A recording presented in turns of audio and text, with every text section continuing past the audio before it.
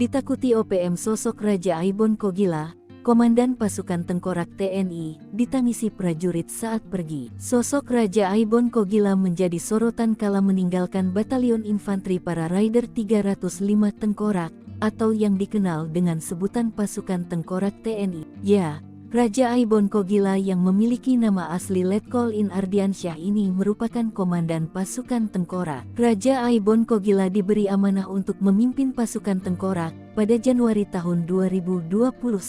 Saat itulah, ujian bagi Ardiansyah yang kala itu masih berpangkat mayor. Diangkat menjadi Danionif merupakan pos seorang Letkol. Baru diangkat Letkol, ia bersama pasukan Tengkorak ditugaskan ke Papua pada 2022.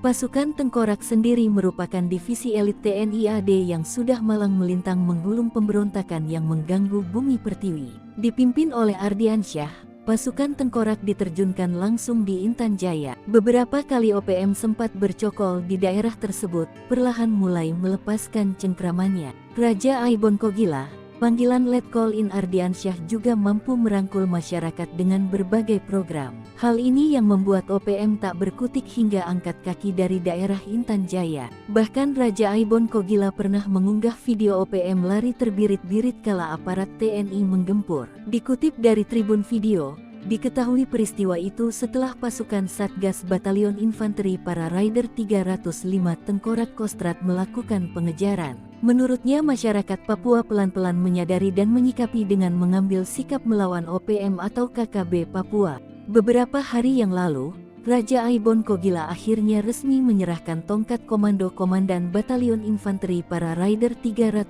Tengkorak Kostrad TNI Angkatan Darat kepada Letkol In Danu Prasetyo. Genap 821 hari Raja Aibon mengemban tugas dan tanggung jawab sebagai Danyon 305 ke-45 sejak Januari tahun 2022 lalu. Kepergiannya ditangisi oleh para bawahannya di batalion tersebut. Raja Aibon tak kuasa membendung air matanya saat memeluk prajurit-prajurit yang selama ini berjuang bersama membangun kejayaan bagi satuan. Dikutip dari unggahan Instagram Viva Militer, sebelum melangkah pergi, banyak hal yang telah diperbuat Raja Aibon sehingga batalion ini kini menjadi yang terbaik di TNI Angkatan Darat. Mulai dari operasi kemanusiaan menghidupkan kembali kota mati Intan Jaya yang sudah bertahun-tahun lumpuh akibat teror OPM hingga membenahi pangkalan pasukan Tengkorak di Teluk Jambe, Karawang. Hal itu yang membuat para bawahan merasa sedih kala melepas kepergian sang komandan.